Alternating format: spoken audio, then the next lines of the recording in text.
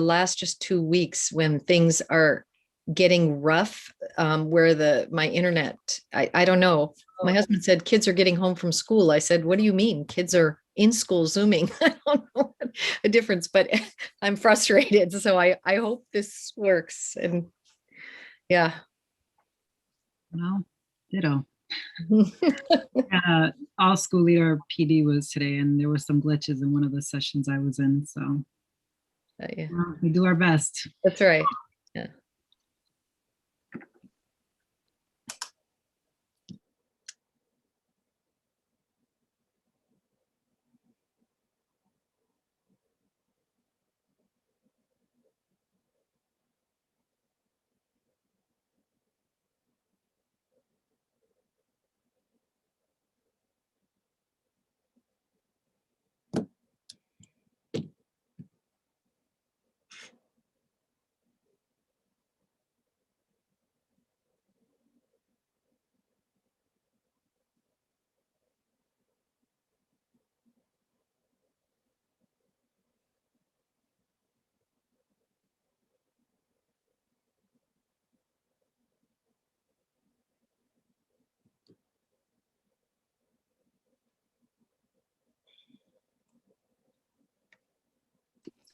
Hello, Councilor Flynn. Hey, Anissa, how are you doing?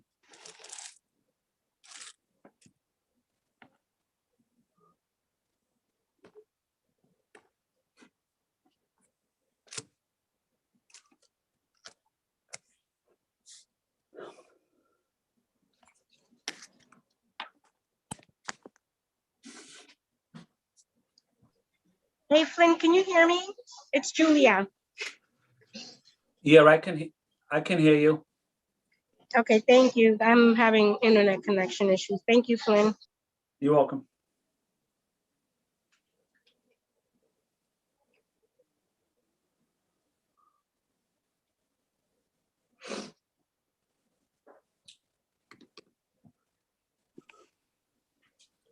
Ron, you let me know when we're ready to start.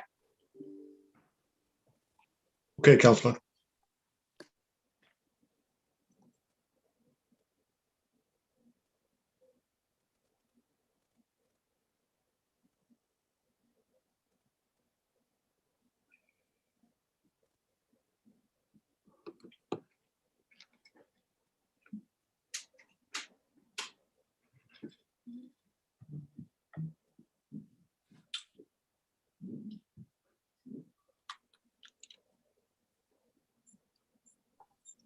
All set when you are, Counselor. All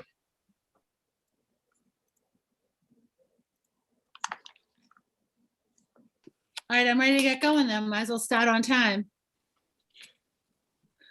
Thank you, Ron. Good afternoon, everyone. My name is Anissa Asaibi-George, and I'm Chair of the Boston City Council's Committee on Education. In accordance with Governor Baker's March 12, 2020 executive order, the City Council will be conducting this hearing virtually. Today's hearing is on docket number 0179, order for a hearing regarding ensuring all Boston Public Schools have a full-time mental health and social and emotional support specialist.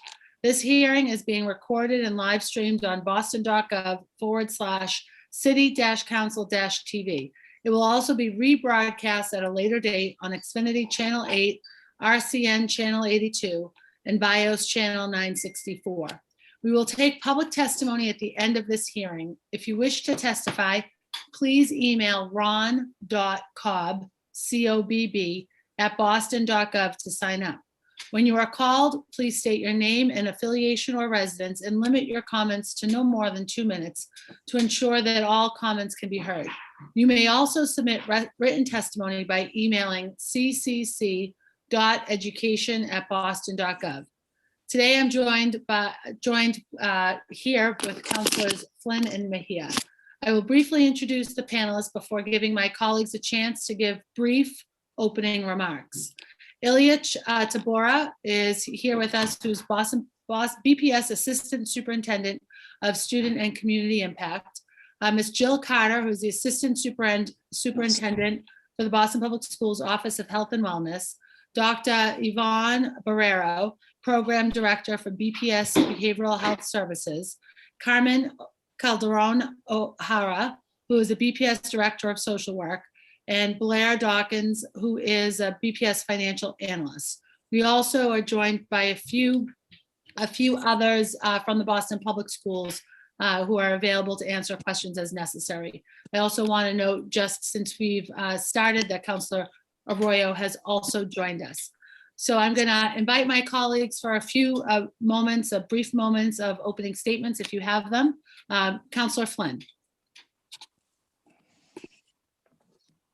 Thank you, Councilor Sabi George. I want to say thank you to you for your leadership on this issue. It's critical that every school have the right mental health counselors, social workers, making sure that these services are available in every school, and that we have many of these counselors that are also fluent in various languages to make sure we reach our families in the BPS system that might speak another language other than English. Thank you, Councilor Sabi George. Thank you to the panelists as well. Thank you to the BPS team. Thank you very much, Councillor Flynn. Councillor Mejia, brief opening statement. Yeah, thank you, Councillor Sabi George, for bringing us together. And I'm so incredibly excited to see so many of my BPS people in the house. Blair, I see you. Yeah, so anyways, I'm really excited to be here and to support all things that deal with social and emotional well-being for our students. I'm here for all of it and full support. So thank you so much for hosting us. Thank you, Councillor Mejia. Councillor Arroyo. Thank you so much, Madam Chair, and thank you to BPS for being present today to talk about an issue that frankly is incredibly important to me as well. Most folks know that I am a BPS product, but also my mother was a BPS teacher for 30 some odd years. And before that, she was actually a guidance counselor in that same vein in BPS. And my sister currently teaches at BPS. And one of the things that I know, and for the record, when I was in law school, I was in CPS, I was in Chicago Public Schools, teaching a course on law. So I've dealt with education from a couple different facets. And one of the things that I find to be universally true is that as a society and as a country, we don't do a great job dealing with mental health.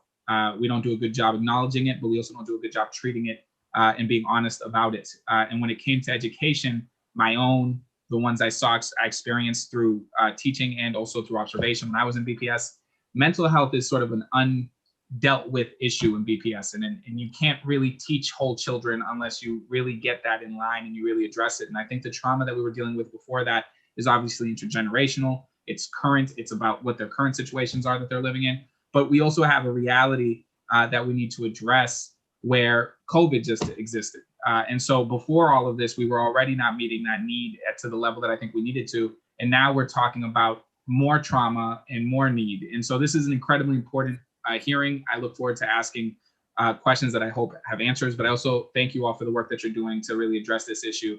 It's much needed. So thank you, Madam Chair, for your efforts, and thank you to BPS and the work that you're trying to do to make sure that we actually close the gap on this. So thank you. Thank you, Councillor Arroyo. And just for me, over the last 7 years, we on the council have worked with BPS to have a full-time nurse in every school. We're very thankful to have reached that goal at this in time for this pandemic. Simultaneously, I've been urging the district to also ensure that every school has a full-time mental health professional on staff. From my experience as a teacher and as a parent, I know that mental health support is not extraneous to education. When our students are in crisis, learning cannot happen. When our students are depressed, are struggling with their trauma, or in need of emotional support, they are not able to fully participate in their classes. Without support, maladaptive coping mechanisms may interfere with the student's ability to lead a full life.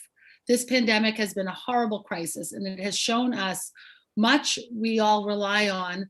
It has shown us how much we all rely on each other, and how isolation, disruption, and trauma can take a toll on our mental health. Our students are all feeling the mental health weight of this pandemic too. Since the beginning of the pandemic, I was grateful that the district strongly encouraged our teachers to incorporate social emotional learning and time for relationship building in the classrooms. In our October hearing on BPS mental health providers and special education, we learned a lot more about integrating SEL district-wide the mental health services available this past summer and during the school year, and the district's efforts to expand the cultural, racial, and linguistic diversity of its behavioral health staff. It is important that we keep in mind that social and emotional learning cannot be taught like a content in the way that we do writing or reading. Social and emotional learning has to be present always. To do so, that SEL and mental health specialists are available to support our students and our educators, and that they have the appropriate training to identify and respond to behavioral health matters before they become a crisis. We know that all of our students are stressed by this pandemic and that many of them are having a hard time with their mental health. We must ensure that they can access psychologists and social emotional support specialists. The impacts of this pandemic are going to be with us long after we're all vaccinated. With this, I'll turn it over to our panelists for opening statements. I'm not sure of the order that you all have decided on, but I welcome you to the Boston City Council.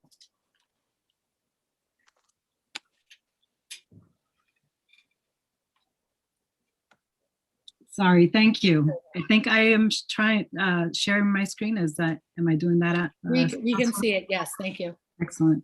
So thank you so much, counselors, for having us. My name is Ilich Nayeli Tavora. It's an honor to be here as part of the BPS team to share with you our work around mental health and healing, and how we're trying to move that work along. As we start that conversation, I do want to ground us in the reality that you have actually talked about, right? That we are facing and confronting the facts that we are in a system fraught with inequities, and the status quo is not doing us justice. And so as we think about returning to school, as we think about developing plans, as we are developing plans to recover, we have to approach it from a different lens and really challenge ourselves, as I have asked my team, that includes the behavioral health team, to think about how are we doing the work differently? And even thinking about the pockets of success in our system, how has those pockets of success enabled the continuation of systems that have promoted exceptionalism? Where a student's success like mine, where I was a product of BPS and public schools from Head Start to high school, is an exception and not the rule. And so thinking about that, centering on that, recognizing that the power lies in our students, in our families, we are moving towards a space that what Dr. Gin Wright talks about as healing justice, and moving towards healing centered engagement, where we're really uplifting the voices of our students and families. That's the work we have to do. In order to do that well, we have to double down on our commitments. And so I want to share those with you and have a time to reflect on them.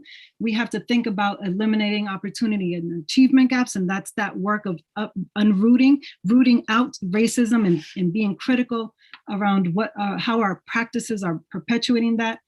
Recognizing that to accelerate learning, we have to also promote healing, and recognizing that healing is an entry point to learning. In amplifying all voices, we have to be sure and committed to centering the voices of those who are most hurt, most closest to the pain, and making sure that they're a part of shaping the decisions and the pathways towards recovery and towards healing. Expanding opportunities, of course, cultivating trust in that process. And last but not least, activating our partners, as we know that this is not work we can do ourselves. We can't do it just with our staff. It has to be community as well, because at the end of the day, we cannot separate our whole human selves from our families, from our communities. And so I'm grateful to be a part of a team that recognizes and embraces that alongside the social emotional team. So I'll pass it on to my colleague, Jill Carter, who's going to talk about that work. Thank you, Leach. And good afternoon, Councillor Sabi George and City Council members. My name is Jill Carter. I'm the Assistant Superintendent for the Office of Health and Wellness. Health and Wellness is in the academic division, and we collaborate with our colleagues from Behavioral Health Services on this important work. The Health and Wellness Office oversees the district's work on the whole child as outlined in our wellness policy, and the departments include in our division social emotional learning, health education, physical activity. And Carla Burley, the director of CEL, is here today with me to answer additional questions if necessary. While the entire city of Boston is working together to contain the spread of coronavirus, we have in Boston Public Schools have been continuing to find new ways to engage students. And we've been doing this by being deeply committed to meeting the needs of the whole child for every student in every classroom. This commitment is rooted in an understanding that students' physical, social, and emotional health and well-being and their positive development are directly linked with academic success. In the BPS strategic plan, as Alich just mentioned, we've outlined our commitments to eliminating opportunity and achievement gaps, as well as accelerating learning. And these efforts depend on our capacity to address both the health and the social challenges our students face, such as hunger, chronic illness, physical inactivity, poor mental health, and sexual health, especially for our students made vulnerable by systemic racism and other forms of oppression. To address these health disparities, BPS takes a whole school, whole community, whole child approach, guided by our district wellness policy, to make sure that students have the services, supports, and the educational instruction to be healthy now and for their lifetime. Every member of BPS, the BPS community, plays a role in supporting the health and wellness of our students. And we must work closely with families and community partners to reinforce, model, and support the development of health literacy and health behaviors. Both students and staff are returning to schools having experienced a wide range of events and emotions, including trauma, stress, and loss. It's essential that all schools are prepared to support our school communities through a healing-centered engagement, as Alich has just mentioned. As we consider our principles for academic recovery, we recognize that prioritizing the social, emotional, and physical wellness of students, families, and staff is the only way to adequately address the unequal burden of this pandemic on some of our BPS families and ensure health and safety during our return to school. The district's approach must be actively anti-racist and culturally responsive in order to be effective and in order to ensure positive health, learning, and life outcomes for our students. Focusing on individual and collective well-being builds trust. Once basic needs are met, educators should reinforce existing protective factors, build new coping skills, and expand equitable learning strategies. BPS schools must continue to welcome back students using strategies to build school communities that are safe, healthy, welcoming, joyful, anti-racist, and culturally and linguistically affirming. This is exemplified by the whole school, whole community, whole child model and approach to learning and well-being that's on the slide. You'll notice, Alicia, if you can just hit the next slide, there will be a few stars that come in. You'll notice the stars next to the part of the WISC model that are being addressed today during our hearing include mental health specialists, social emotional instruction and climate, health ed, phys ed, and employee wellness, all of which play a critical role in supporting the social, emotional, and well-being of our BPS students and staff. My comments will focus on instructional practices and programming for all students, and then I'm going to turn it over to my colleagues from Behavioral Health Services to talk about specifically the mental health specialists and services. So you can go to the next slide. Thanks, Alich. BPS has focused our efforts on strengthening social emotional learning through a whole child approach, where SEL is a lever for equity and should be part of teaching practices in all of our classrooms. Decades of research have illuminated that social emotional development is central to learning and critical to the physical and mental health and well-being of our students. At BPS, we believe that strengthening adult and youth social and emotional skills and competencies enhances our abilities to connect and relate to others across race, class, culture, language, gender identity, sexual orientation, and learning needs. Our SEL competencies were updated in 2019 to reflect a transformative SEL approach, an equity-based approach to better align with CLSP, culturally and linguistically sustaining practices.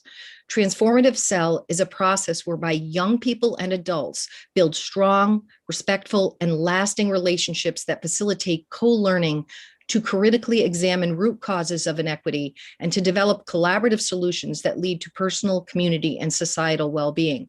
Through the process of youth and adult adults learn essential life skills and competencies and promote a positive identity, healthy relationships, and agency to successfully navigate their future. Boston Public Schools is leading the way in the national landscape with the CEL competencies, being inclusive of equity and being more specifically culturally and linguistically responsive. Please, next slide. Over the past several years, BPS has been engaged in refining our district vision and strategy for CEL. Through partnerships with CASEL and the Rennie Policy Center, we have assessed the current landscape for Tier 1 CEL programming and created a steering committee to clarify our priorities to move this work forward. Based on our own and national research findings, we are threading transformative Tier 1 CEL practices throughout the day and building and the building. This includes focusing on adult CEL for all staff, but especially teachers and paraprofessionals. It includes incorporating teaching practices that build community, student and student-adult relationships, prioritizing a focus on learning conditions and experiences that support students thriving. We want to deepen existing CEL programming and curriculum, including through physical education and health education, and we've been integrating CEL even into the arts. Through research grant opportunities, we are learning more about the implementation of CEL in service of equity. Early findings suggest that our CEL coaching model is having an impact, increasing ratings of climate, CEL instruction, CEL integration, and student collaboration in the research schools.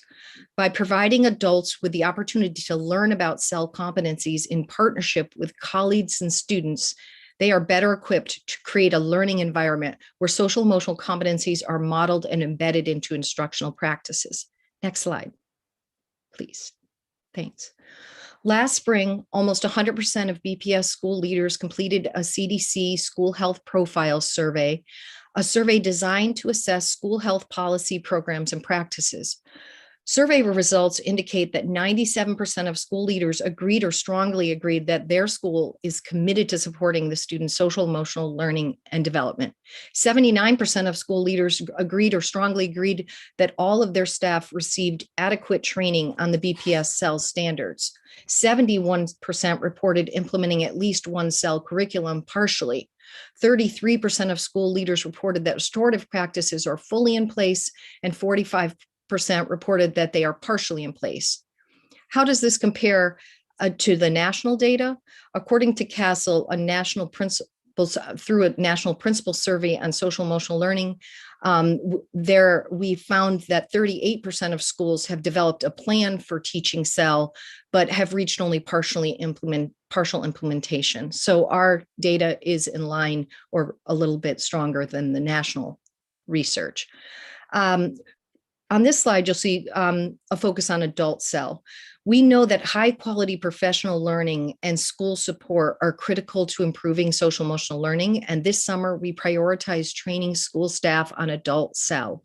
Over 2,000 educators participated in our Boston Strong CEL professional development sessions focused on adult CEL and creating a welcoming online learning environment. All principals also received an overview at the August Leadership Institute.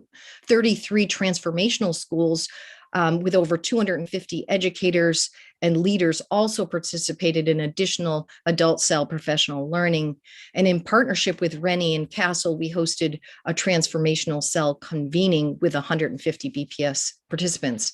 Developing educators' social emotional learning skills lays the foundation for the success with students. This allows them to focus on integrating CEL competencies along with CLSP into their instruction and their interactions with students.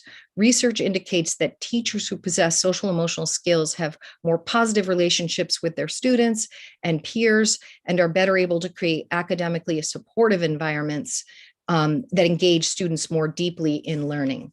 Next slide. Boston's most recent youth risk behavior survey results reinforce the importance of the topic of our hearing today. They really reinforce the importance of prioritizing students' social, emotional, and mental health and well-being. This population level data allows us to quantify the prevalence of behaviors and experience that lead to poor health outcomes. The 2019 results indicate a lack of school connectedness and perceived trusted adults. 42% of high school students did not feel close to people at their school. Notably, feelings of belonging and connectedness were significantly lower among students of color. Among middle school students, 44% reported that there was not at least one adult in their school that they could talk to if they had a problem. 35% of Boston high school students and 27% of middle school students experienced persistent sadness. Over the previous 2 years, the proportion of high school students who have attempted or considered suicide increased significantly to 9% and 16% respectively. Middle school students, particularly those of color, reported even higher rates of suicidality. 11% of middle school students reported having ever tried to kill themselves, and 23% seriously considering killing themselves. What is also important is that sexual minority youth are particularly vulnerable to mental related issues. Students identifying as gay, lesbian, or bisexual were 2 to 14 times more likely to experience depression, suicidality, and self-harm than their heterosexual peers. These numbers are alarming, and yet they were reported prior to the isolation of the past year. We must prioritize social emotional development and mental health well-being as we return our students to our building. To actualize our academic vision to provide every BPS students with a high quality, culturally and linguistically sustaining and well-rounded education, social emotional learning must be intentionally integrated into the practice of every school, in every classroom. And finally, we must foster environments of belonging and connection that center on student identities and experiences and allow them opportunities to feel seen and heard through the use of transformative SEL. We must also teach and model SEL explicitly as part of our efforts to develop health and physical literacy of our students through health ed and phys ed. SEL is essential for preparing our students for career, college, and life readiness. And thank you. I will now turn over the mic to my colleague, Dr. Yvonne Barrero from the Behavioral Health Services Department. Thank you, Jill. And thank you, Counselor Asabi George, for inviting us here today, and to the other council members. We are really excited to share with you our vision for behavioral health services and the work that we've been doing, not only this past year, but through the department. So behavioral health services has a comprehensive role, and that means comprehensive behavioral health model, which was created with the support of Children's Hospital and the University of Massachusetts here in Boston. And this model really presents, you could see it in the visual to the right, presents an overarching support for all of our schools. So if you look at the essential components at the bottom, everything we do, we base it on the instruction, assessments, and data decision-making. So just like Jill was saying, we also use surveys and we gather data to really focus our work.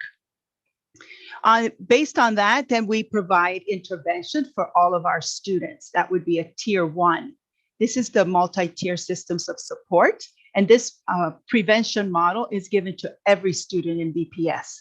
So SEL would be that tier 1 intervention, social emotional learning.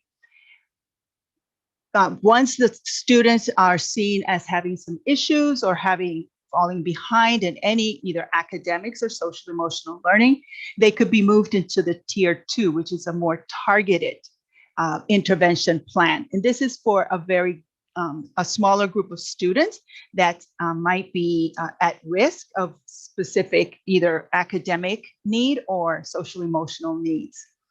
Once those students continue to make progress, if they don't, they move into a tier 3 intervention model.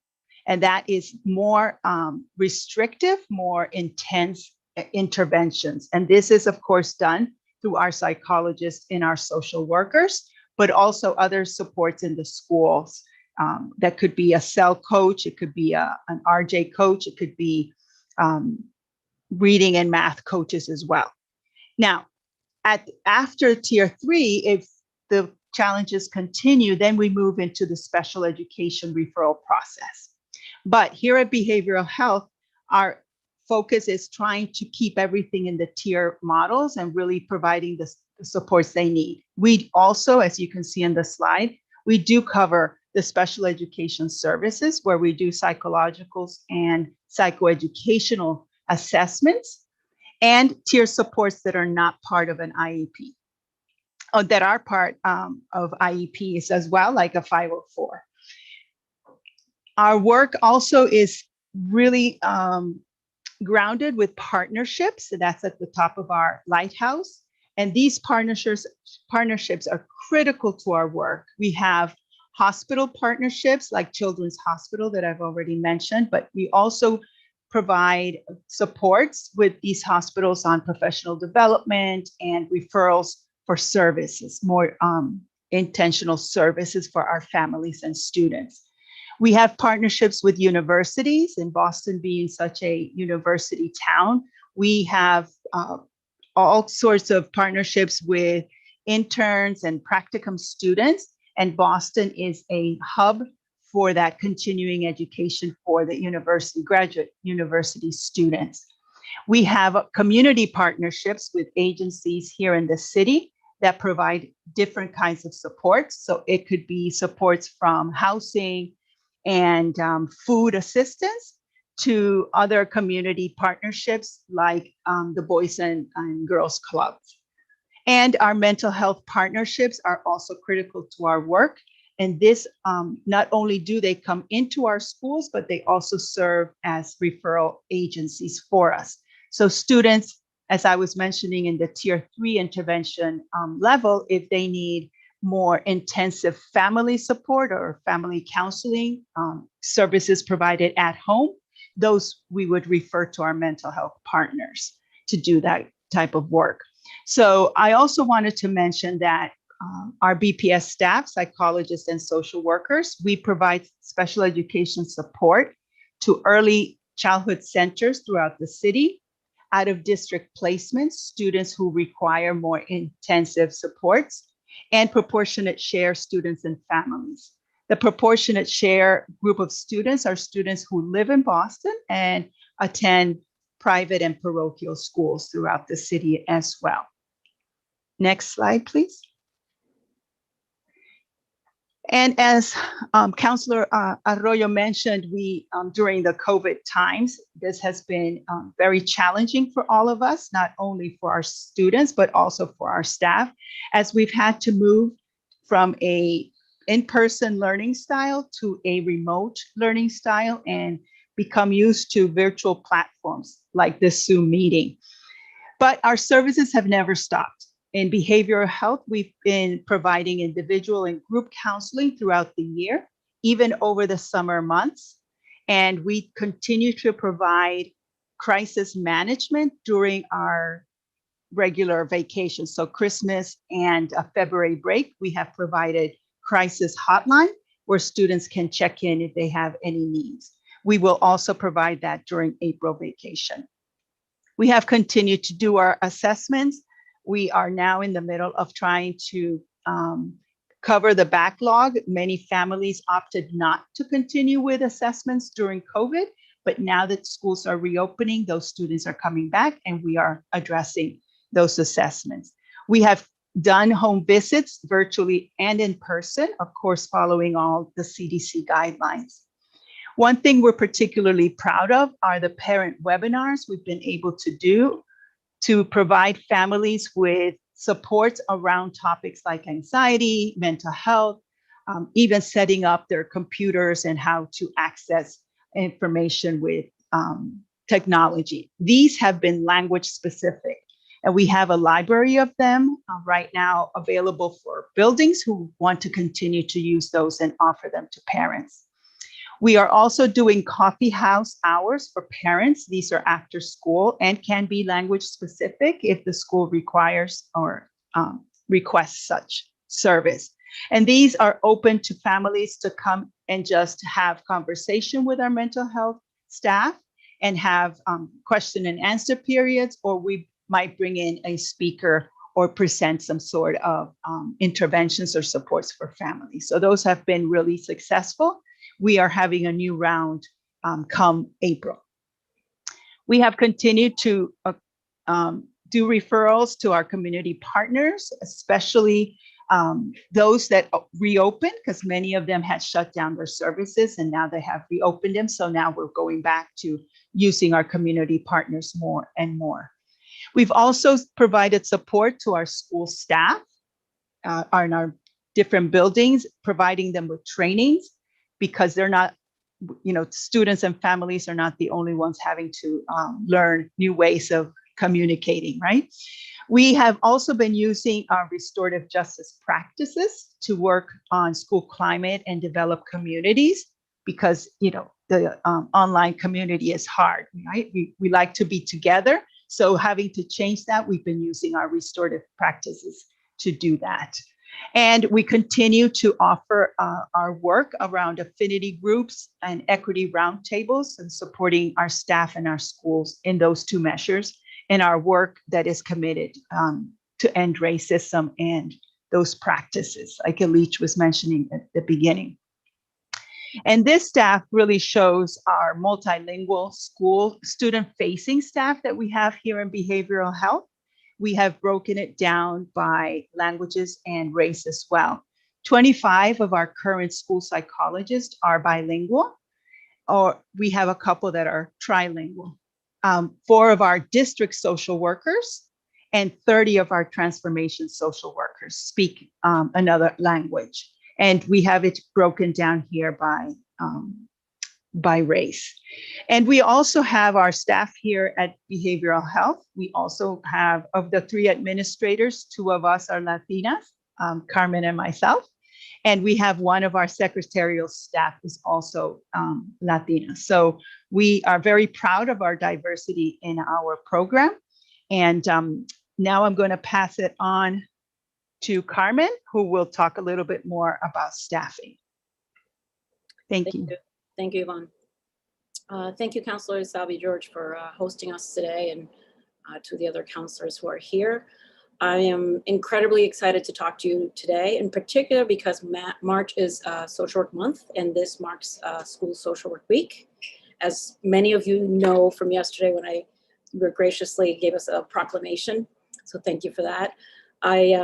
Shameless plug, I'm going to encourage you to visit our website in CBHM Boston so you can see the highlight that we've done on bios under some of our social workers and the work they're doing, particularly because many of them that we're highlighting are BPS alumni. So to encourage you to look at that. In the spring of 2020, I was hired as a director of social work, and I was immediately tasked with hiring our transformation social workers. So got to work right away. We were able to hire the 57 transformation social workers, with 68% of them identifying as candidates of color, and about nearly 32% of them identifying as BPS alumni. So we're very proud of that because we recognize the importance of our staff representing the students and families that we serve. And of course, our alumni also bring lived experiences in our schools. So that's important to us. When you think about this school year's capacity in terms of mental health and specific to school social workers and psychologists, we had 30 schools that had at least 1 full-time transformation social worker and 10 that had part-time or half-time social work support. For next year, we are projecting as of today that 89 schools will have at least 1 full-time social worker. When we look at the school psychology picture, it's a little different. For this school year, we had about 25 schools with a full-time psychologist, and we are projecting that only 31 schools will have a full-time psychologist next year. So as you can see, the social work capacity has increased significantly. We are incredibly grateful to the mayor and the superintendent for recognizing and prioritizing the importance of these supports for our students and families. Next slide, please.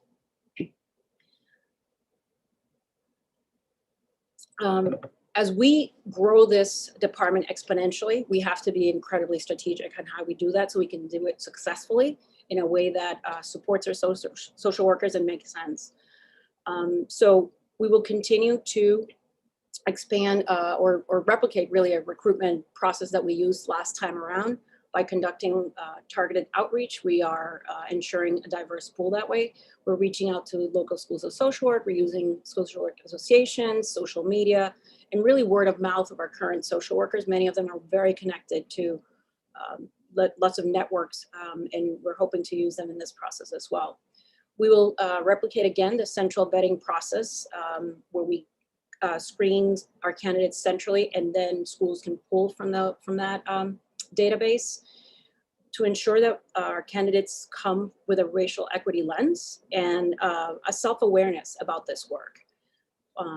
And we're also prioritizing trying to make sure that our candidates meet the school community's linguistic and cultural needs.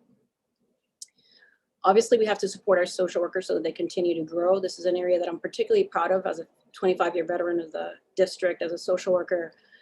This is something that hasn't happened in the past, so or has been very sporadically happening. So I'm really proud that we are providing monthly professional development to our social workers with a focus on building their capacity for anti-racist systems work. We plan on training all of our new social workers on restorative justice practices for the many reasons that all my colleagues so far have talked about, and the importance of RJ practices. And we are looking to create a peer coaching model next year as the capacity increases. We want to make sure that they're getting the support necessary on the ground. One of the things that I want to prioritize too is ability to do some case consultation. They're dealing with some pretty complex sometimes and very sensitive cases, so they need to be able to have a sounding board or someone that might have a little bit more experience, more seasoned, who can help them navigate those decisions that need to happen. In order to do this well, we have to rely on our partners. We've been talking about that now for a while.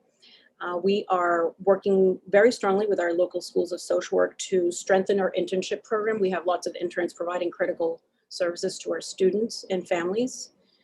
In the past, we really didn't keep track of that too well. We're really trying to change that to make sure that we have a clearer sense of who is in our schools providing and how many interns we have. We also with the idea that we want to create pipelines for a diverse workforce.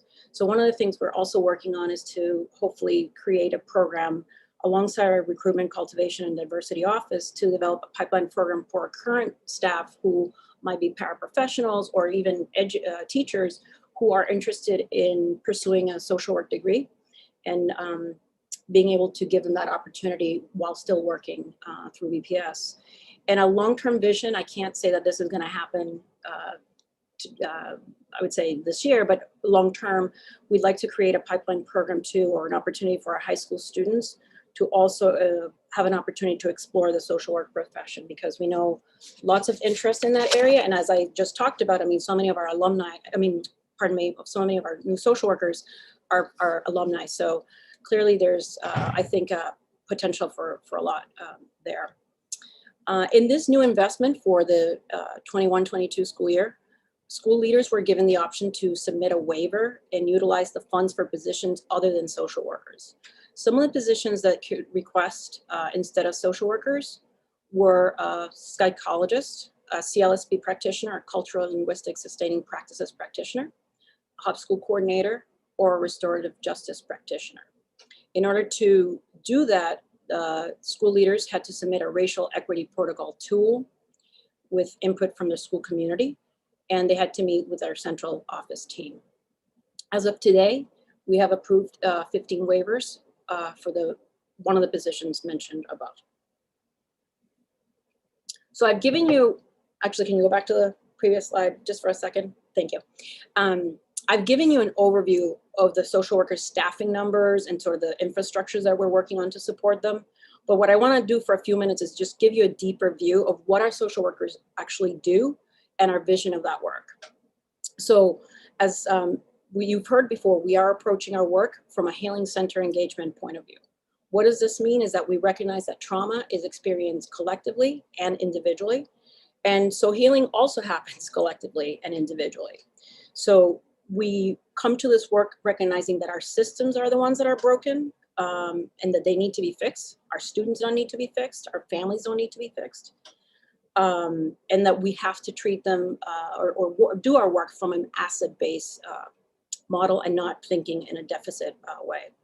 So what does that look like? How do we do this? So our social worker roles have been created in a 50% split of 50% direct work and 50% anti-racist or systems macro work. Direct work, it's probably easier to understand. You're probably a little bit more used to hearing that, like counseling, crisis management, connecting families to resources like food, housing, legal advice for immigration issues. You know, our social workers are delivering food bags, coats, Chromebooks to families, right? Doing home visits for students who are absent.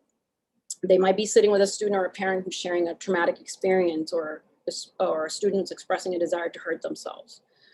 They're often supporting an entire school community that has experienced the loss of a classmate or perhaps of a teacher. So these are just some of the examples of many of the things that the social workers do on a daily basis. The other half of the work, or what we call the systems work, is making sure that the culture and climate initiative in the school come from an anti-racist lens. We're talking about perhaps professional development with staff to explore how trauma impacts learning, or maybe holding affinity groups with staff, supporting equity roundtables, or even as an example, one of our schools, a social worker with a team created a protocol on how to address a colleague who might commit a microaggression. So this is the work that's critical for change. This is what happens. This is the work that creates transformative change in schools, but that it's also often overshadowed because more urgent needs are pressing, right? Like crisis. So we're hoping that by creating this role that is a clear split, we prioritize this work just as much as our direct work. Next slide, please. So don't be scared by this slide. I know it's a little full of text, but I thought I'd give you a visual of who are the people in our schools doing the mental health supports. We have there's a lot of work to be done, right? But we have many partners in this work that's supporting the mental health of our students. In this visual, you can see our school psychologists, our social workers, both district social workers and school-based. And the difference between those two is that our district social workers are centrally housed and they're deployed to many schools, whereas school-based social workers are only supporting one or perhaps two schools if they're part-time. Our mental health partners and our school counselors, who often are referred to as guidance counselors.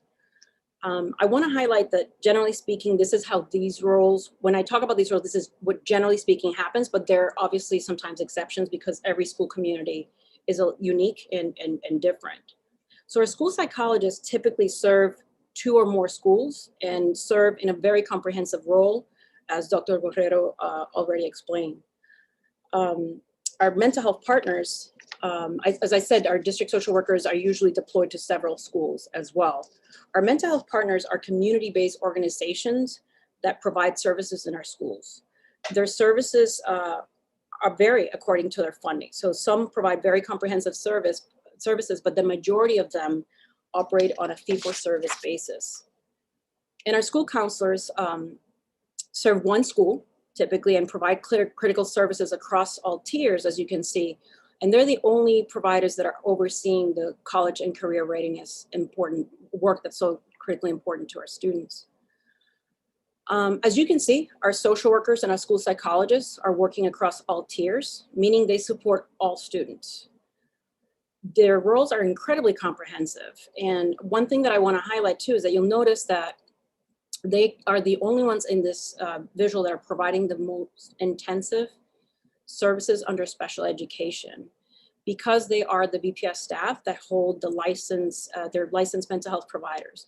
And that's an important thing to point out because the district gets reimbursed by Medicaid for those services. I hope this gives you sort of a simple overview. It's way more complicated, obviously, but a simple overview of how mental health services are provided in our schools. And I'm happy to take any questions later. And so I'll now pass it on to my colleague, Blair Dawkins, who is a financial analyst in the budget office. Thank you, Carmen. And I wanted to thank the City Council for this opportunity to share about these critical supports for our students and school communities more broadly. The fiscal year 22 budget proposes a $1.29 billion general fund allocation featuring targeted investments in academic, health, wellness, and community supports. These investments are aligned to the 5-year BPS strategic plan and the proposed funding to strategies with a demonstrated ability to improve outcomes for the district's highest need students. 100% of new investments proposed in this budget go directly to schools or school services that are budgeted centrally, such as the social workers that Carmen mentioned earlier. Of these new investments, $10 million will go to funding new social work positions. This investment in social workers for fiscal year 22 has been placed on general funds. This was an intentional decision to ensure that the district is being responsible and forward-thinking in creating the conditions for long-term investment in places where the need for that is clear. We're hopeful that this investment is laying a strong foundation for the district's Reimagine work going forward. In over 2 years, the district has transformed our foundation for quality in schools, guaranteeing that all students in school communities have access to critical resources. And one highlight of this transformative thinking around the foundation for quality during this time has been the addition of 142 social workers. The next slide. The fiscal year 22 investment in social workers is building upon our fiscal year 21 investments by expanding school social workers beyond transformation schools, bringing at least a 0.5 social worker to every BPS school. We have worked hard to ensure that social workers are culturally, linguistically, and racially reflective of our students, and that they are receiving the training necessary to be culturally responsive to our school communities. Social workers will be providing both individual, student, and family support while also working to address racist and harmful structures and conditions in schools.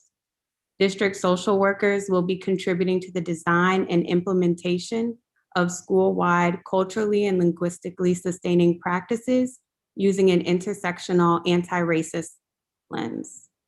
And now I'll pass it to Assistant Superintendent of Student and Community Impact, Ilich Tabora, to close us out. Thank you. So just to close, I want to thank everyone, all of my colleagues for sharing your words and your work. I will share that I joined as Assistant Superintendent in September, coming from the Office of Opportunity Gaps. Really proud to work alongside the behavioral health team, as well as the health services team, which is our department for our school nurses, the restorative justice team, and our hub school strategy. And in fact, all of this work around moving towards healing-centered spaces, and I love that we're clinging to that research around really centering our voices of our families and students to heal and to create spaces of community, really speaks to the work around what we will be doing with our hub school strategy.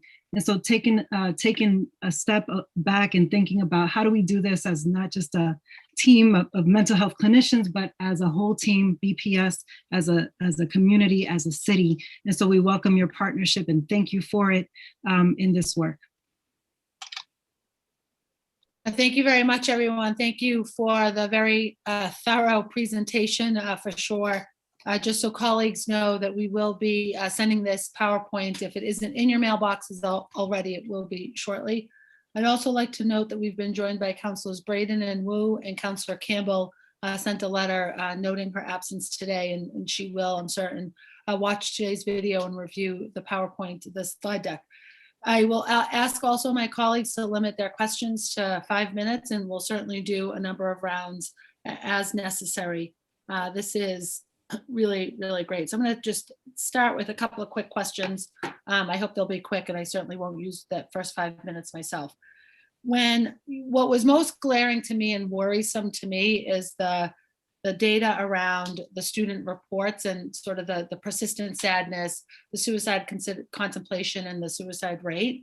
And that is 2019 data. So 2 questions. How do we account for what we suspect will be a huge bump in those numbers, and particularly concerning to many of us, if not all of us? And then generally, so how do we anticipate the 2020 data to reflect sort of the impact that COVID has had on all of our kids in our communities? And then also, how do we specifically respond to all of that data very directly in our schools, in our classrooms, and as a district? I'm not sure who can take that. I know it's sort of a bigger question, but I'm really worried about that data is not good data, and it's from 2019. I don't have an answer for you that might be satisfactory. And Joe, I don't know if you have any, okay. I'll let you, I mean, I was just going to speak to the fact that in this coming fall, we will do the 2021 Youth Risk Behavior Survey for both middle schools and high schools. So I just wanted to acknowledge that we will have that surveillance data available then to get a further picture about COVID, but I'll turn it back to Alicia about the response question, part of those questions. You know, actually, I'll kick it off to my team. Carmen, what you're speaking of, Counselor Asabi George, is real. As a mother of a teenager who is suffering through that isolation as a high school student, I totally feel you, understand you, and we're actually seeing this reality play out in our schools. And so that's actually the work around our crisis team, and our behavioral health services plays a critical role in that. How do we think about addressing the crisis, knowing that it's going to be exacerbated by this pandemic, thinking about, we might actually have to think about what community partners do we pull in more? How do we build the capacity of our community, of our students, of our families to be able to respond? And again, take ownership of their own healing. But I'll toss it to Carmen and or Dr. Borrero in case you have more to share around the crisis response work. I'm happy to jump in, Iwan. Yeah. I think a couple of things. I thank you for your question, and it's something that it's been forefront in our mind. I have a senior at home. This has been incredibly painful watching her spend her senior year in her bedroom. We know this is coming. I think we go back to our multi-tier systems of support. Our tier 1 cell has to be solid. We have got to use our RJ practices in our schools to welcome our students back, to give them a space to tell us what they're scared about coming back about, because many of them have much anxiety around the variants, or just, readapting to being around people, right? So providing that space in schools, it's going to be really important. And also for our staff to have that space as well. I think we are deploying our crisis team as we are seeing the need rise in particular schools, and bringing their clinical teams together. So their school psychologists, their social workers, their mental health partners, their student support teams to really talk about what are we seeing and what is the plan? Because it's gonna take the whole community to bring them back safely. And as Elich said, we have to utilize our partners strongly in this particular case. So we didn't do a youth behavior risk survey this school year. We weren't able to conduct that. It's an every other year, and that's I didn't realize we that. would have yes, we would have typically, like the rest of the country, done it this spring, but it is required that students be in person, not done remotely. But so that's why we weren't able to do it, but we will be doing it in the fall. Great, thank you. Dr. Barrero, anything to add? No, I think I just want to emphasize that our services haven't stopped. We continue to see kids. We continue to check in with teachers. We have our psychologists in every building. They're checking in. They're available to give, on the spot support, as well as through our crisis team interventions. So we've been working nonstop in supporting our families, and I think that the reopening, opening just K-3 has given us that opportunity to kind of focus on those kids and kind of move them along, and then we'll get the next batch and so on. So that has been helpful this fall. Thank you, Dr. Barrero. Thank you all. Counselor Flynn. Just look at my notes reverse. Counselor Flynn. Thank you, Councilor Asabi George, and thank you to the BPS team that's here. Just want to ask, I guess, two quick questions as we approach the City of Boston budget process.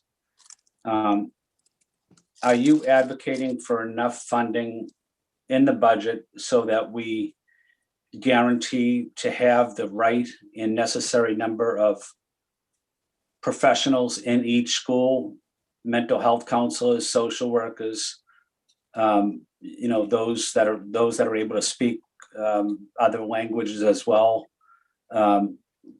communication related issues. But are you going to make sure that you advocate for the money in the budget this year for a mental health professional in every school? Yes. We are advocating for that, for a mental health professional in every school. There are a couple of schools that are non-WSF funded, so non-weighted student funding, that have more robust mental health supports already in their schools that have waived adding a social worker. But other than those schools, we are advocating in the budget to have a mental health professional in every school. Okay.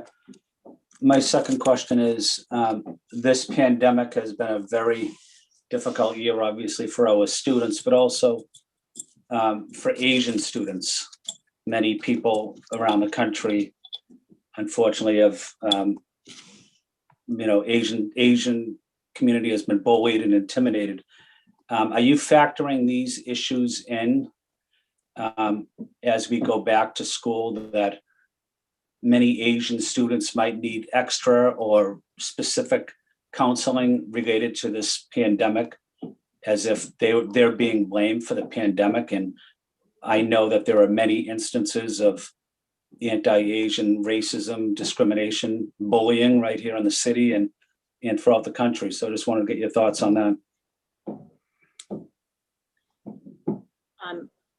Thank you, Counselor, for your question. Yes, we know that is definitely an area of concern.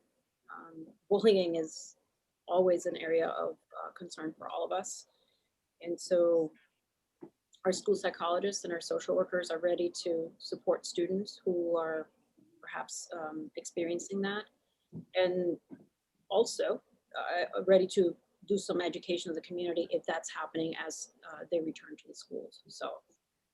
And I'll add, this is part of why that piece around that systems work and that restorative justice training that some of our social workers will already bring to the table, but we're definitely going to embed, is going to be critical in building community and allowing us through restorative practices to see each other as whole humans. It cuts down on that anti-Asian, that racist rhetoric, those biased perspectives, but also that systems work of the social workers in particular will allow us to think about not just from interpersonal situations, but think about systemically. What are we doing? What are the conditions in our schools that might be allowing or perpetuating for these instances to happen? And so how do we address it as a whole school, whole community? And part of that might be more collaboration with families and students. And so that's certainly something that is in the forefront of our minds. Thank you. And then my final point or comment is, are you able to effectively communicate with Asian students? Their parents might speak Cantonese or Vietnamese. Are you able to communicate effectively with the parents, provide their parents with updates and advice and suggestions?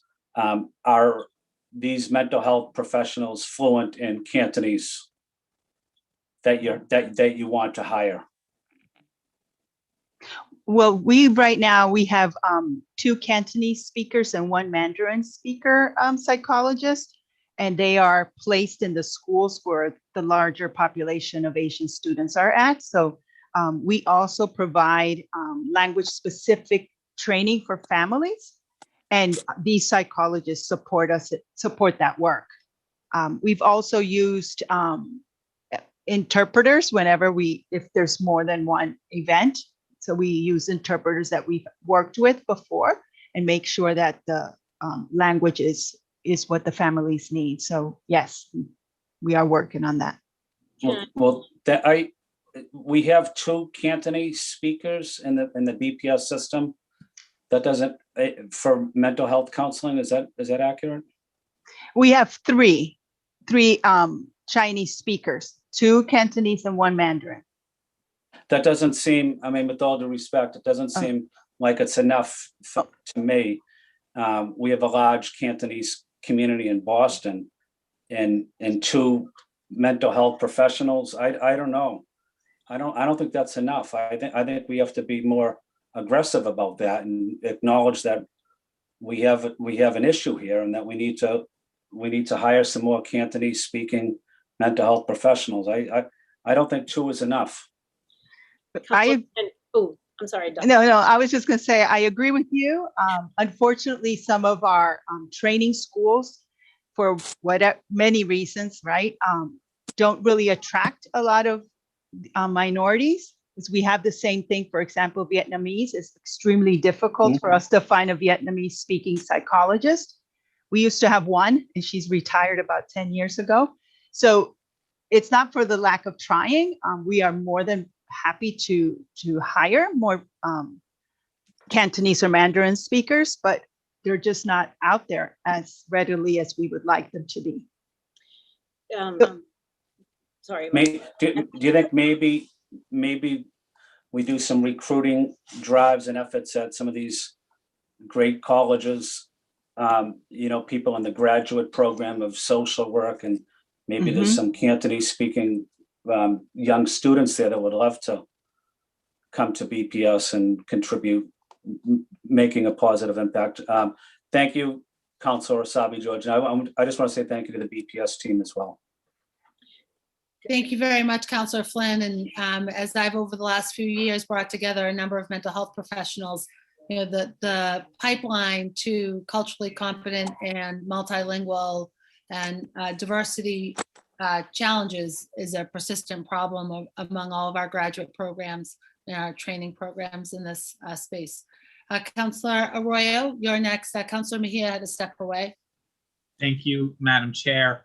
I'm going to keep video off just so that there's no interruptions on my end. I believe I saw that you have 75 school psychologists. Is that correct? That's the number? Yeah. How many of those school psychologists are people of color? If you can go back to that slide, slide number 12. So we have psychologists, we have 25, I'm sorry, we have, the slide has the social workers as well. Yeah, so, that's what I'm trying to, I know they put a whole bunch of different things in there, which is just, I mean, to be honest, I come from CPCS where we do really poorly with hiring people of color.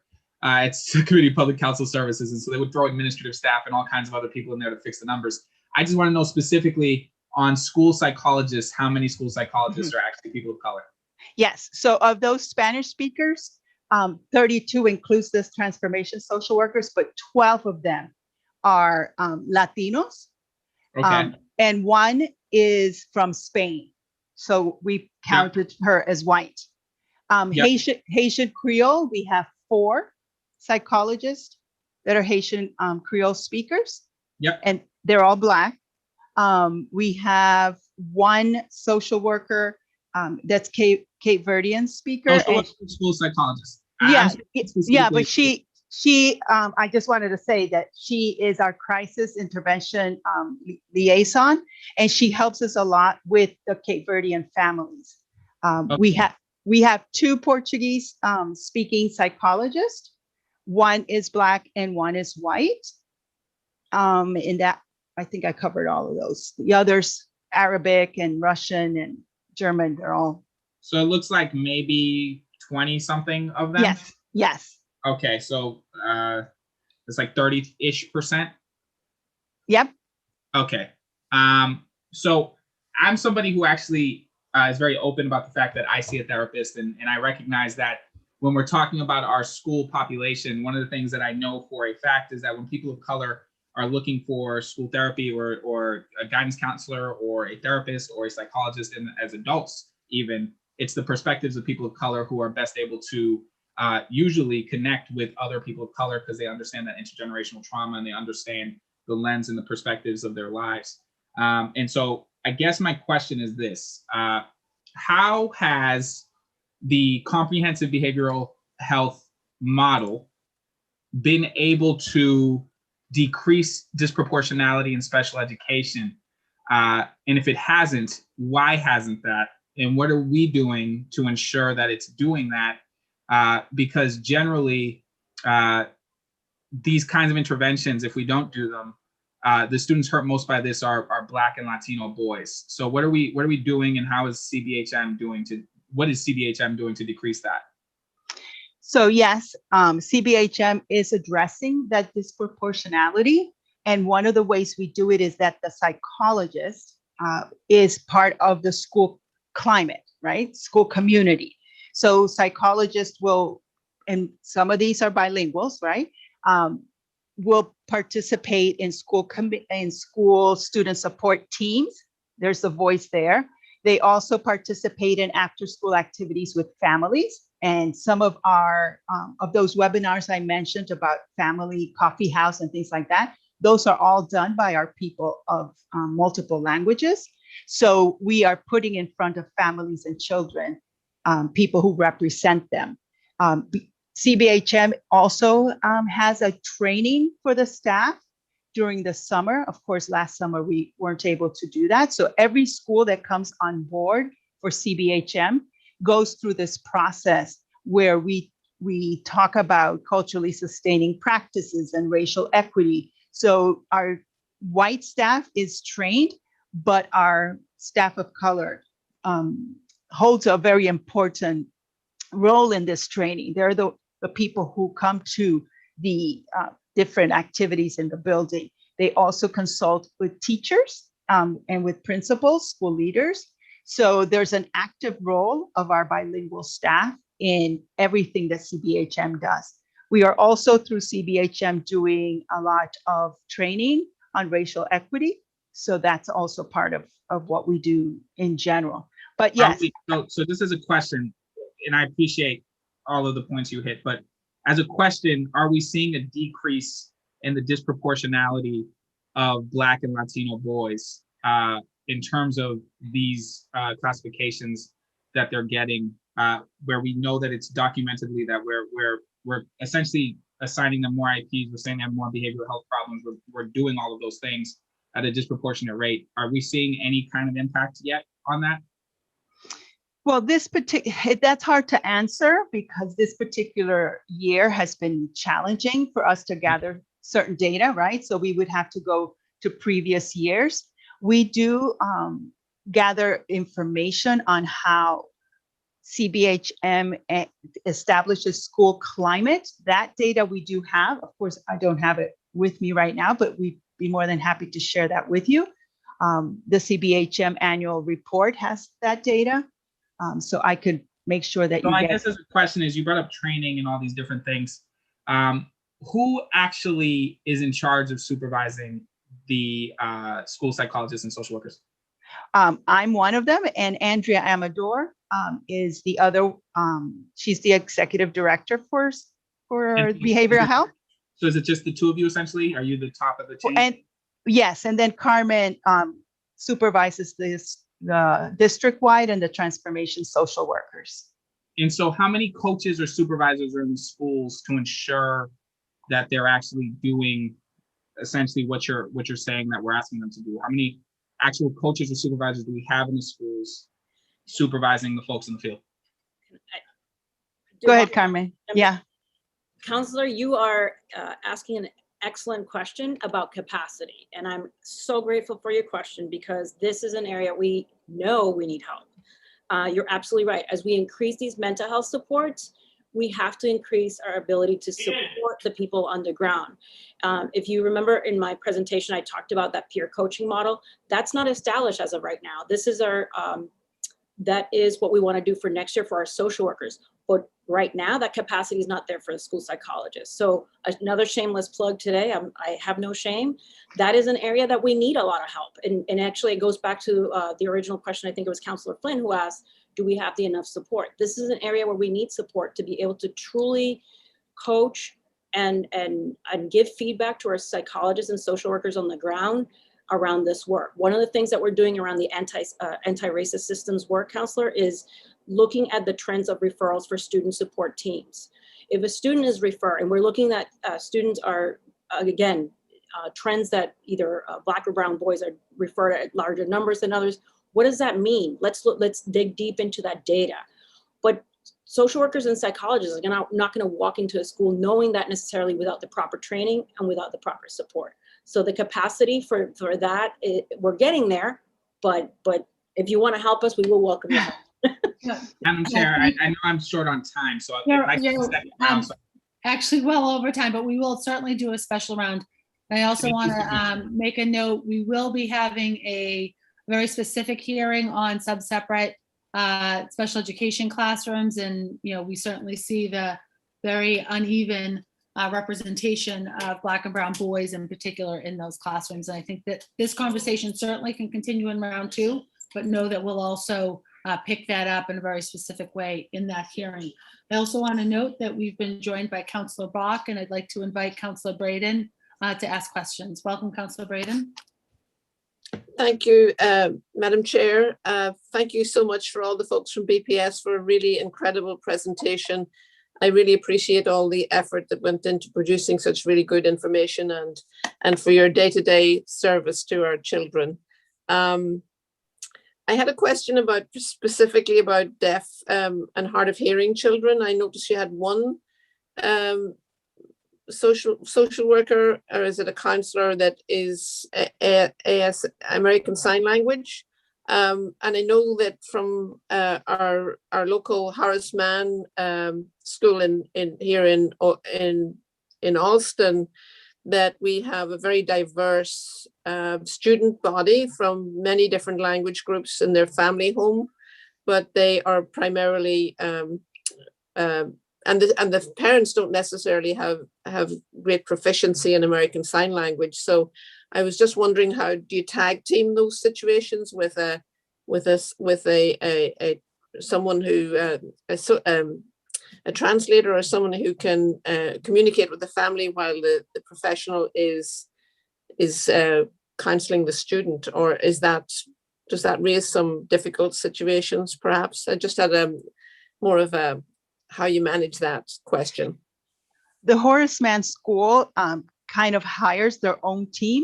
So our psychologist does American Sign Language, but at the Horace Mann School, they have a variety of support systems that can really touch base with these particular families.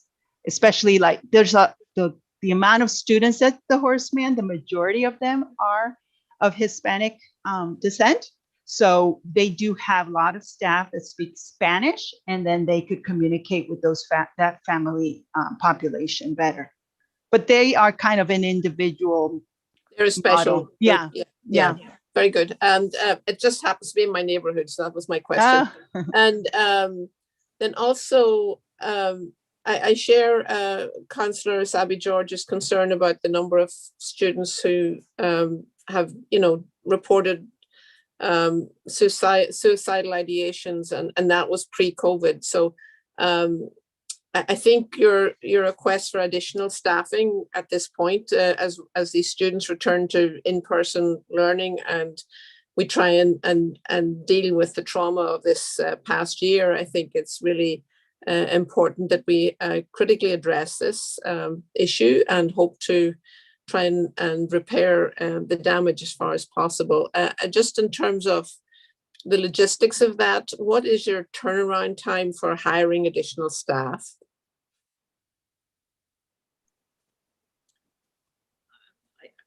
I'll jump in.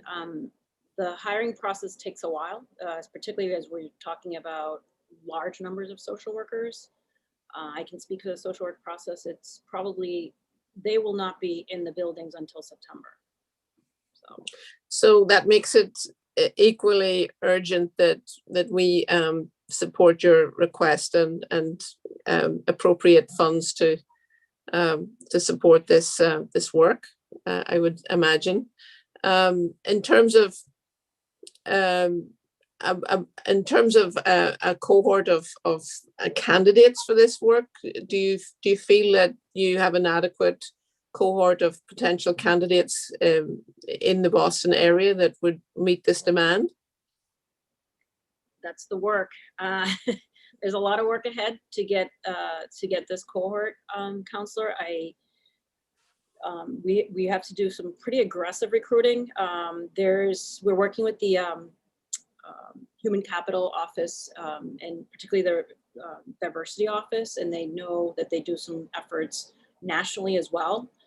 So we will connect with every possible source of a place where we will find candidates. And our current social workers are aware that we need their support through this process as well, so they will be fairly involved in that process. And I don't know if it's a little different for the school sites. I don't know if you want to talk anything about that. No, that's fine. Okay. That's all my questions. Or just if there's anyone else wants to add anything, that's fine. That's good. Thank you, Madam Chair. Thank you. Thank you very much, Councilor Braden. Under the 5 minutes, love it. Councilor Wu, questions for the panel? Thank you, Madam Chair. Thank you, everyone. I will just keep it to one question, hopefully well under 5 minutes, maybe with two parts, which is, could you talk a little bit more, I'm sorry I missed the beginning of the presentation, about the chance to connect our sort of physical infrastructure facilities at BPS with direct services, whether it's through on-site at various schools or even using telehealth, and maybe there are ways that we can just guarantee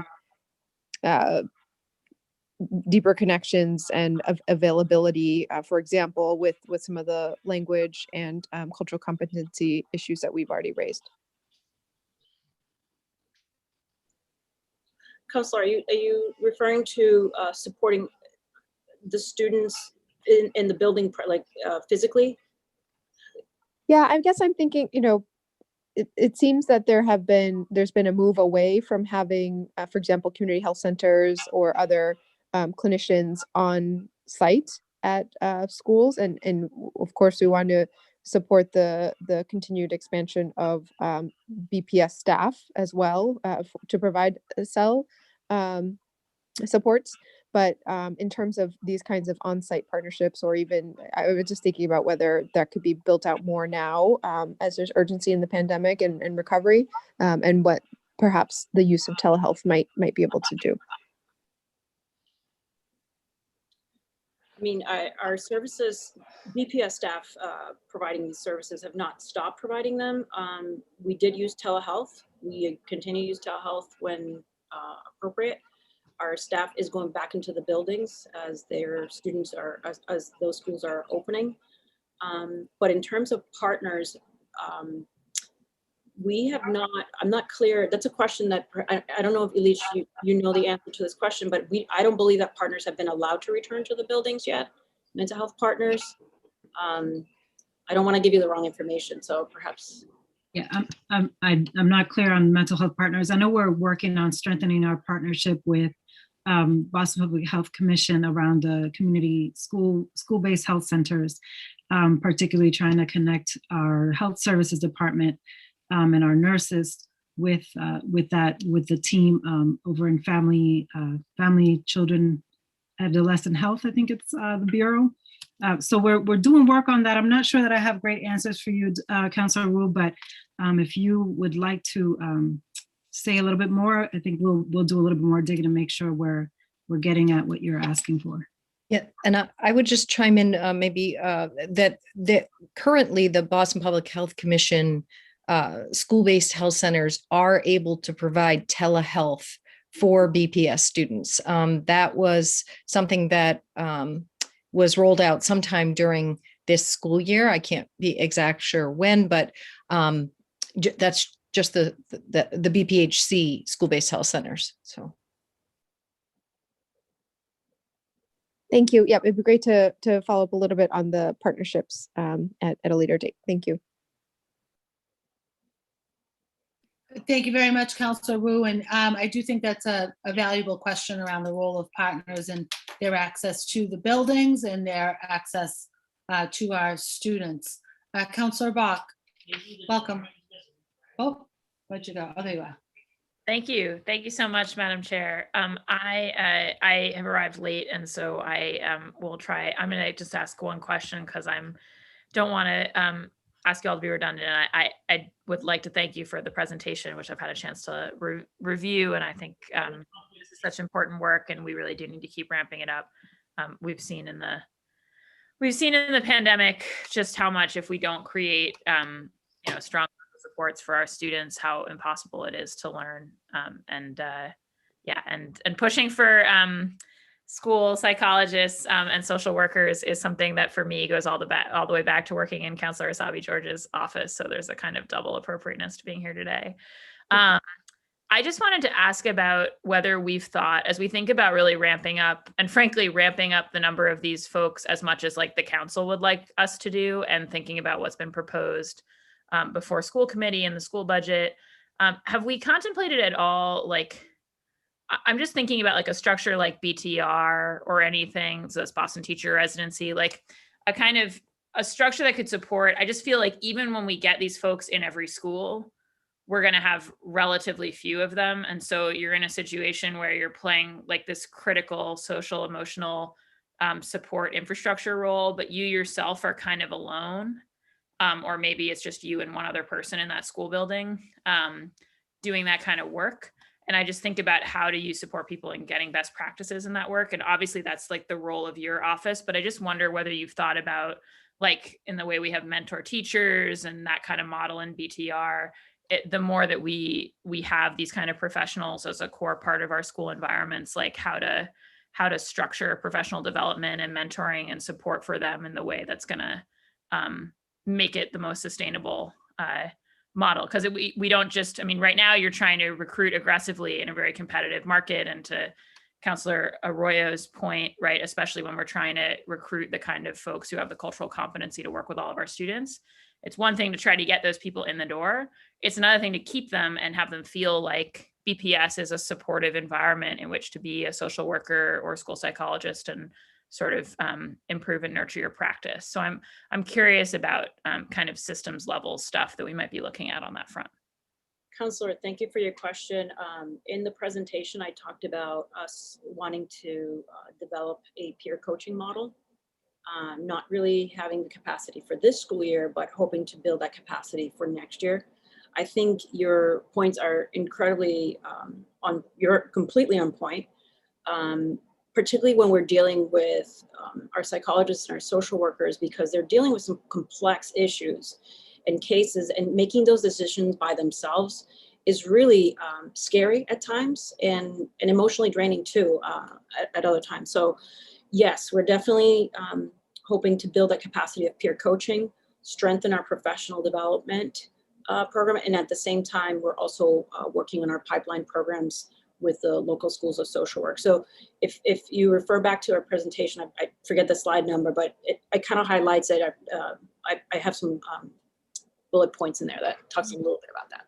Yeah, this is under the central office infrastructure for social workers. Correct. Right. Yeah. No, I saw it, and that's exciting. I think I just would say, like, having watched a number of friends who are teachers go through the Boston Teacher Residency model, I think the kind of intensiveness of like working with a master teacher and also having a coach and kind of having like a multi-year support system around you to like launch you as a teaching professional in our system, like I've seen be quite successful for a number of people.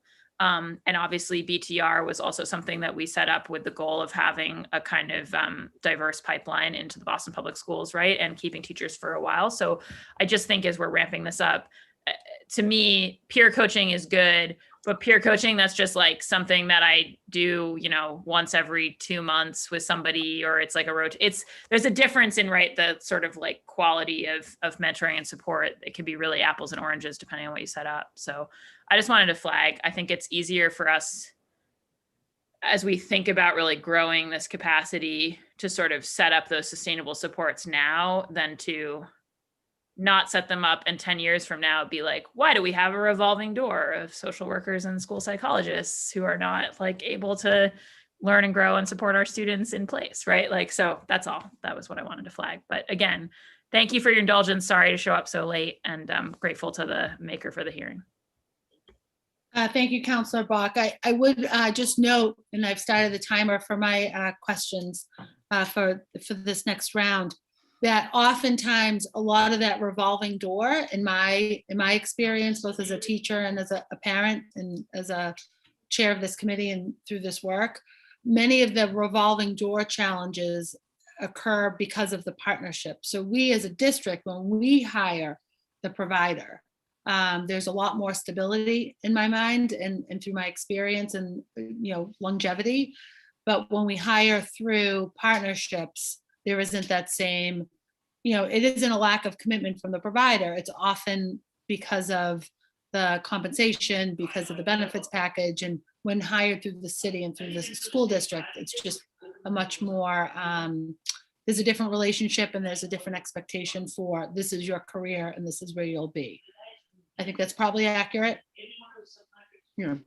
Can I, Councillor Sabi George, I just wanted to add that I also think the school-wide and district-wide work to cultivate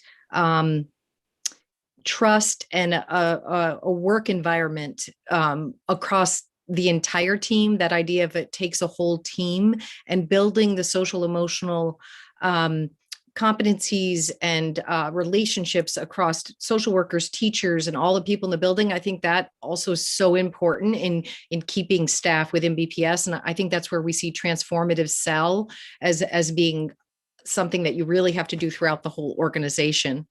So, but agree with all the part about coaching social workers for sure. Yeah. And then, a lot of this conversation today and a lot of the investment is on hiring additional social workers into our district.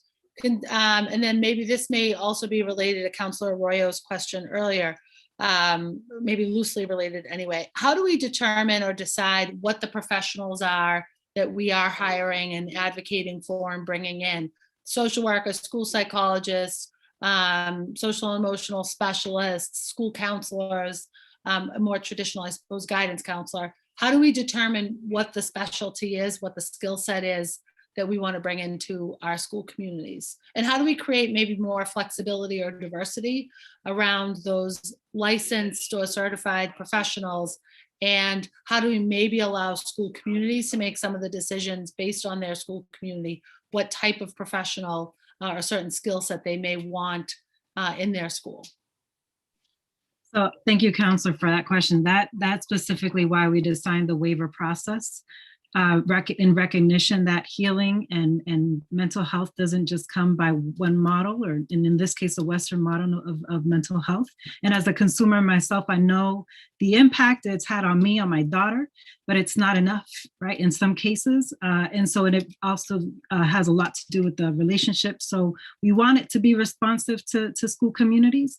And that waiver process did actually end up, most of them, increasing the allocation of school psychologists, but also in some cases landed a CLSP practitioner, which really looks at how do we create healing centered spaces by way of instructional practices that lend itself to the cell work that Jill talked about in connection to the work that the social workers and Dr. Borrero and her team and the school psychologists do. So that was the intention behind that, and in honor and recognition of what you're saying. So I appreciate your broader lens around advancing mental health and well-being for our students. Carmen, I don't know if you wanted to add. It looked like you did. So then the last question, and I may have one more in a final round that will be quick, but around the budgeting, Blair, this is probably for you, and thinking about perhaps right sizing at least a little bit right now, and this as kids are starting to return to school now and understanding the trauma that many of them have faced. Is there any federal money or any access to CARES funding to add some of these services today or in the coming weeks as more and more school, kids return to school? Thanks for that question. That would be something that I would have to take back to folks on my team and then get back to you. Yeah. Oh, that's fine. I appreciate that. And I am curious if there was any access to some funding earlier on to get there. So we'll continue going through colleagues. I see that we've, Councillor Flynn must have another commitment. He has departed, as has Councillor Mejia. Councillor Royo, we're back to you. Thank you so much. And thank you to Councillor Bach for raising those issues, because they're actually, it saved me some time because I was going to raise some of that myself. So thank you so much for that. So a quick question on a different track. How does the administrative team engage with families, students, and school leaders to solicit input, feedback, and ensure you're being responsive to needs at schools?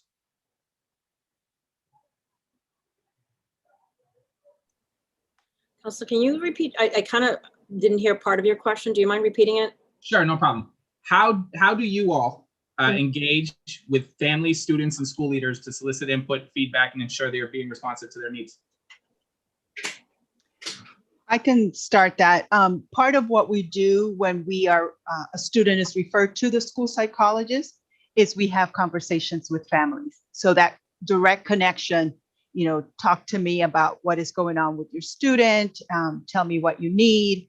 And then if it's something that needs to be referred to the social workers, then we connect them to the social worker.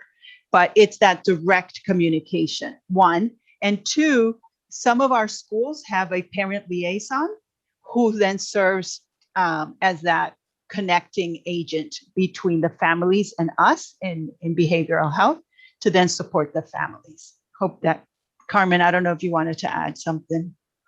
Well, I think to your question, that it relates a little bit in my mind to a question that we had earlier about capacity. And I think what you're talking about is an incredibly critical aspect of our work, is to continuously get feedback from our consumers, let's say, right? Our students, our families, but also our school communities. And I think the way that we gather that is really looking at our data, but also anecdotally and having conversations with our partners, so our school partners. So as we build the capacity of our department, that's an area where, again, our administration, there's only 3 of us overseeing right now, you know, 100 and something people. And so it's a good area where would love to build our capacity. And I guess, you know, related to this, I imagine that it would be harder to do when the majority of your staff is monolingual.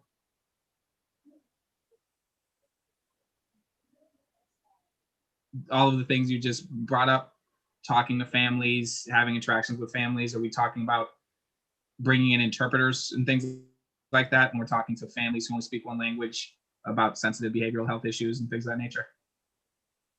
Right. I mean, yes, absolutely. That's definitely more challenging when our providers don't speak the language of the family. We do have access to translate interpreters, actually, through a Lion Bridge program. I don't know if you're familiar with that, which is not ideal, but it is definitely, we always prefer to speak in the family's language for obvious reasons, but we do have access to Lion Bridge all the time to have a live person communicate with the parent or the family. So I will say, I think I can speak for the transformation social workers. A large percentage of them speak many languages or are bilingual at a minimum. So I think that there's definitely room for improvement in all of our linguistic capacities. And as I said, that definitely is an area of focus for all of us. So. Okay, I'm just gonna move to make the most of time. In terms of what we saw on the slides, right? We talked about mental health and well-being requiring more than just counseling and clinical mental health supports, which I fully agree with. How is BPS expanding that approach to mental health, and our restorative practices, how are those being embedded in that strategy?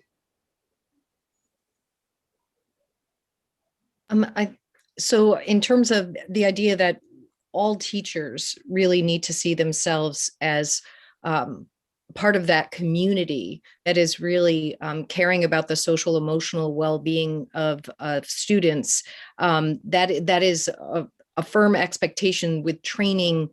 We have social emotional learning competencies. We provide a number of professional developments, and we would like to continue to expand and continue to support teachers in that work. We have a number of tools and resources that we can also share with schools. And I can let Alich share a little bit more about the restorative practices pieces. Thank you. Well, so the caveat here is that I joined in September, so I'm just in terms of leading the team that's doing this work.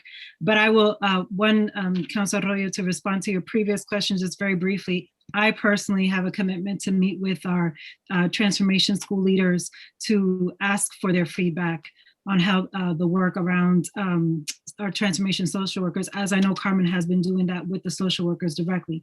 So this is work that I'm committed to, in particular in our hub schools. What we want to do is make sure that we are creating spaces where families and students have input into the services that they have.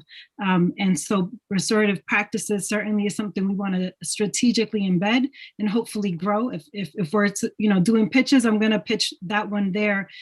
Being able to increase our capacity to do restorative practices, not as an intervention, not as there's an issue, I'm going to use a restorative circle to address it, but as a way of being able to connect with each other and see each other in all of our identities and their intersections. That is what is at the root of restorative practices. And then thinking about and honoring all the different cultures and the wisdom of those cultures and how they heal, right? The indigenous, the African, the Eastern cultures, we don't do enough to actually lift up those assets and leverage them. And that's the work that I am personally committed to, and that I know that my team will be leaning into. So thank you for those questions. Thank you. If I could just have one last question. Madam Chair, I know you've been very patient with me. Thank you. Thank you so much. I might need y'all to help me later. So in terms of what I've heard today, I've heard a lot about training folks on cultural competency, training folks on restorative justice, training. Who are we hiring to do these trainings? Who are we contracting for these trainings? Who internally is doing these trainings? How often are we doing these trainings? And you don't have to have all the answers for that right this second, but can we get that? Can somebody send the council who you're contracting for these trainings, who's actually leading these trainings? Because who's doing the trainings and how often they're doing the trainings is just as important as having a training in the first place. And so if I could just get that, because when I hear trainings and resources and we're going to do a peer mentoring, all of that is stuff that we can't track. I can track names, I can track times, I can track dates. I can't track, the pejorative. Like I train my staff often. How often? Very often. Okay, great. I need the names. I need who's doing it. I need to know all of that, what their qualifications on those grounds are. So you don't have to answer that now if you don't have it, or if it's not time sensitive. Just send, if we can, and Madam Chair, if you could just ensure that that gets sent out or responded to, I'd love to know who we're contracting for that.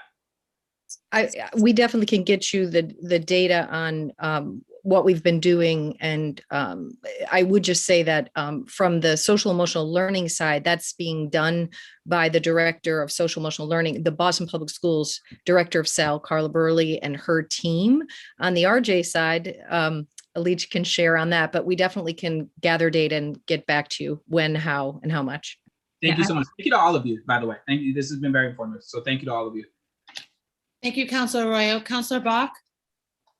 Thank you so much, Madam Chair. I think those are all my questions for now. I'm glad to know this team and who's on it. And I know that we'll likely be chatting with you all this year in light of the school budget and thinking about how we support our students in coming back from this really difficult year.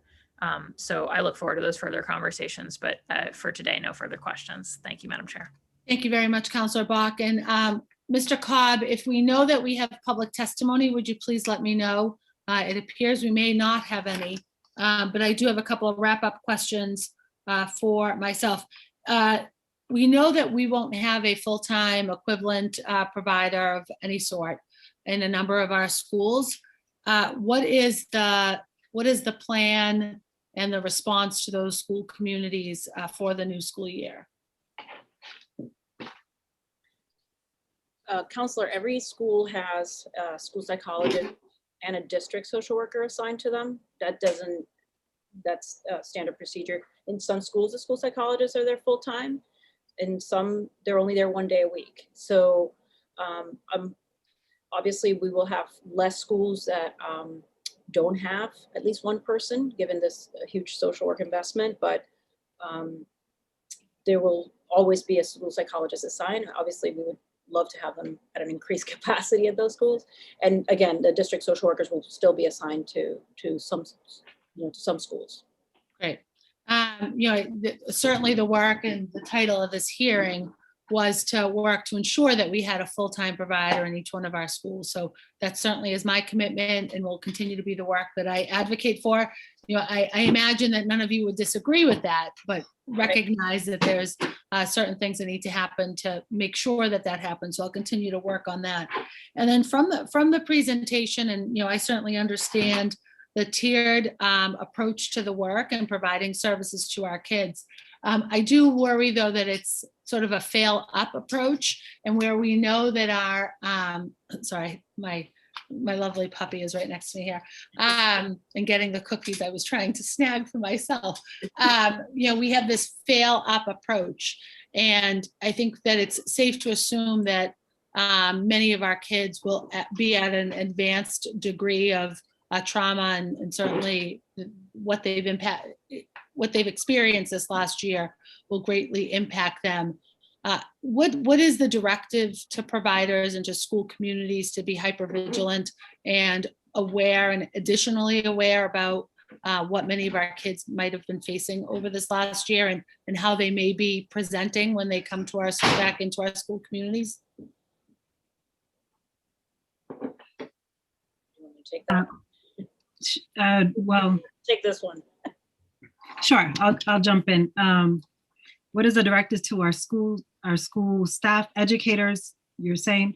So Joe, I don't want to, I can start with saying, I think folks, one of the mantras that BPS has kind of held up in our school superintendents and our school leaders is Maslow before Bloom, right? Recognizing the need for psychological safety, for basic needs in order for us to thrive.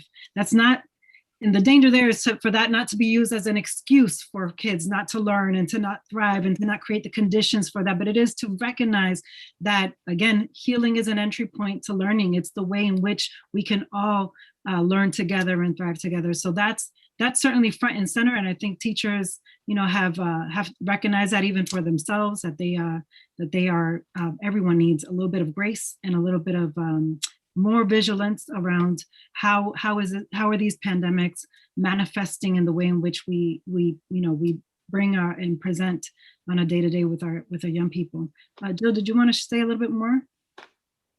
I think you said that very well, Leach. I would just say that, again, we're focused on, adult social emotional learning in a way so that they're setting a climate and expecting that the practices in their classrooms are building relationships with students foundationally, so they know their students and are able to identify where there might be needs to have additional supports from the behavioral health team that are in schools. We really feel like that we have to, the expectation was, that all classrooms would have some routines that would be checking in and would be building relationships with their students. So we're going to double down on that. And so thank you. And I have one more question that's going to shift gears just slightly before we wrap up. But I do want to emphasize how important, as we onboard, especially in the next fiscal year, a significant number of providers and social workers in particular, that we're working every day to retain them, to make sure that morale is high as the work is difficult. That we're working to retain those teachers, providers, social workers, all of them. We also have to work to retain our teachers. One of the things I've noticed in many of the conversations I've had over this past year, and I think it came up in a hearing this fall, is the impacts of greater use of technology, the virtual learning, and the opportunity that has created for some online bullying, cyberbullying, access to inappropriate materials, and the impact that has had and continues to have on our children and our students across the district. Is there an opportunity to interface with the technology department, in particular, those that are watching for and paying particular attention to any of the negative components of the added use of technology for our kids?